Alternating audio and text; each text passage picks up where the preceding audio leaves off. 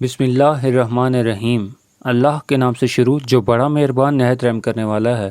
لاکھوں کروڑوں درود پاک خاتم النبیین حضرت محمد مصطفیٰ صلی اللہ علیہ وآلہ وسلم پہ۔ گنبد خضرا کے چاہنے والوں کو وقاص احمد کی طرف سے السلام علیکم۔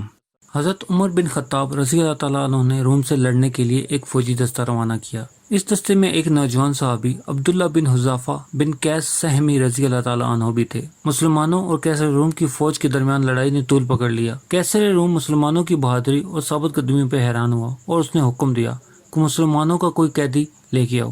عبداللہ بن حذافہ کو لا کے حاضر کیا گیا، جن کے ہاتھوں اور پاؤں میں ہتھکڑیاں تھیں۔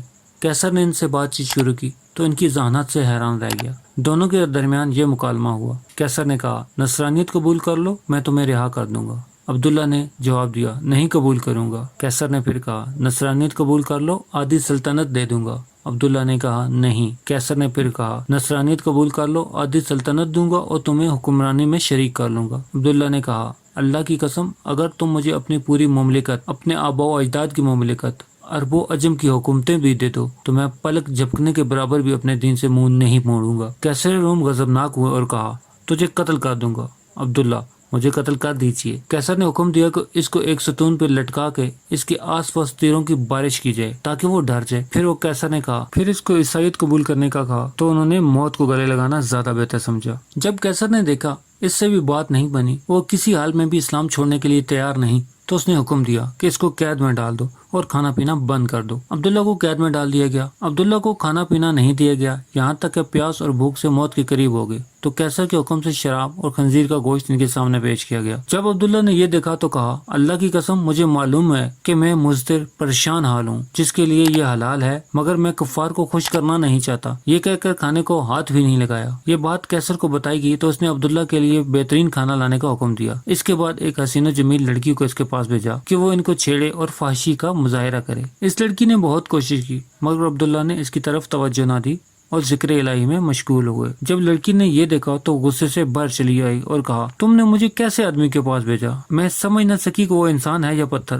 اللہ کی قسم، اس کو یہ بھی معلوم نہیں ہوا کہ میں مذکر ہوں یا مؤنث۔ جب کیسر کا ہر حربہ ناکام ہوا اور وہ عبداللہ کے بارے میں مایوس ہوا تو ایک پیتل کی دیگ منگوائی گئی۔ اس میں تیل ڈال کر خوب گرم کیا گیا اور عبداللہ کو اس دیگ کے سامنے لایا گیا اور ایک دوسرے مسلمان قیدی کو بھی۔ زنجیروں سے باندھ کے لائے گئے قیدی کو اٹھا کے اس ابلتے ہوئے تیل میں ڈال دیا گیا، جن کی ایک چیخ نکلی اور دیکھتے ہی دیکھتے ان کی ہڈیاں الگ ہو گئیں اور تیل کے اوپر تیرنے لگیں۔ عبداللہ یہ سارا منظر دیکھ رہے تھے۔ اب ایک بار پھر کیسر عبداللہ کی طرف متوجہ ہوا اور نصرانیت قبول کرنے اور اسلام چھوڑنے کی پیشکش کر دی، مگر عبداللہ نے پھر سے انکار کر دیا۔ کیسر غصے سے پاگل ہو گیا اور حکم دیا کہ اس دیگ میں موجود تیل اٹھا کے عبداللہ کے سر پہ ڈال دیا جائے۔